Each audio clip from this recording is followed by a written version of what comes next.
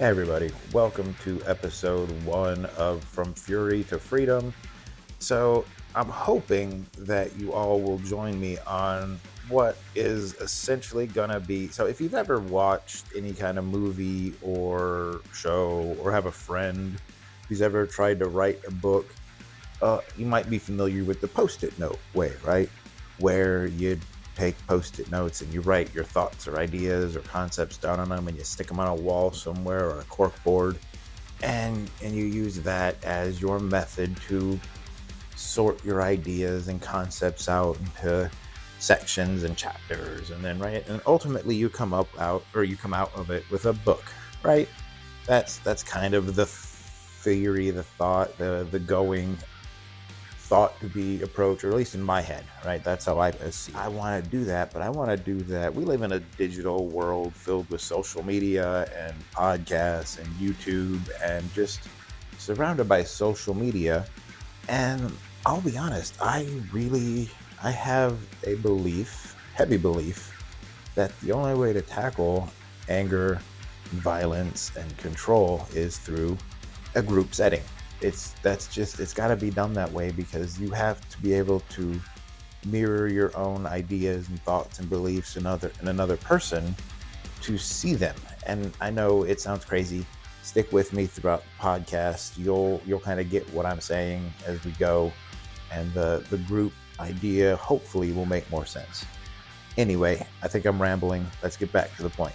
Point is, because of that, I feel like this is a perfect way to build the book out of a podcast. So what I'm going to do is, we're going to have a podcast that is basically going to be sitting through a class, as if we were doing a class, you and I together, because you came to me for an anger management or family violence thing. That's what this is. You and I together having that class. And it's going to be just like every other class I've had. 99.9% it's going to be me talking, because nobody wants to talk in an anger management class. So there's essentially going to be no difference from a normal class, at least from my perspective. So let's start where I always start with an anger management class. And our first episode is going to be the introduction, the what brings you here to see me, and all of that good stuff. And since I can't hear your story, I'm going to give you my story on why I started teaching anger management, family violence in the first place, what kind of drew me to this, and how I got started, and why I have this strong belief in the group approach to this. So I'm going to rewind you all the way back to 2009 and my arrest for it was for aggravated assault, I'm sad to say, and I spent 24 hours in jail and got out and was sentenced to an anger management program. And during that time, my wife and I found out we were having our first kid. Miracle of all miracles. I was thrilled.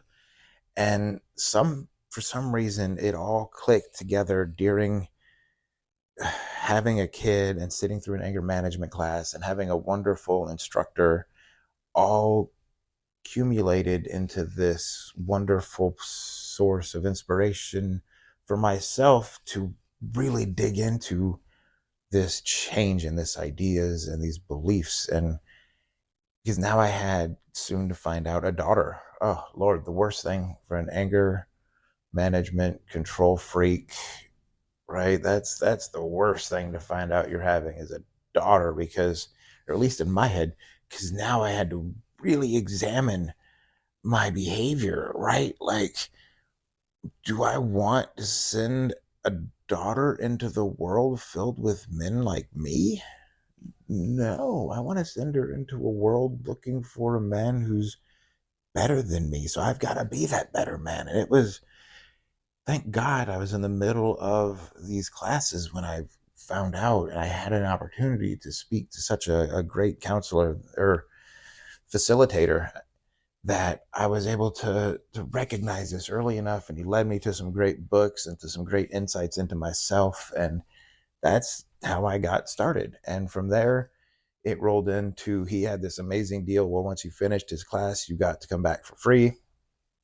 I kept coming back for free for 3 or 4 years. Eventually, I started teaching his class, opened my own business, did that for nearly 10 years. And the whole time I'm studying and learning and coming up with new ideas and concepts, guys. And during that time, that's when I really built what I'm hoping will help you guys. So that is where I'm coming from. That is my background.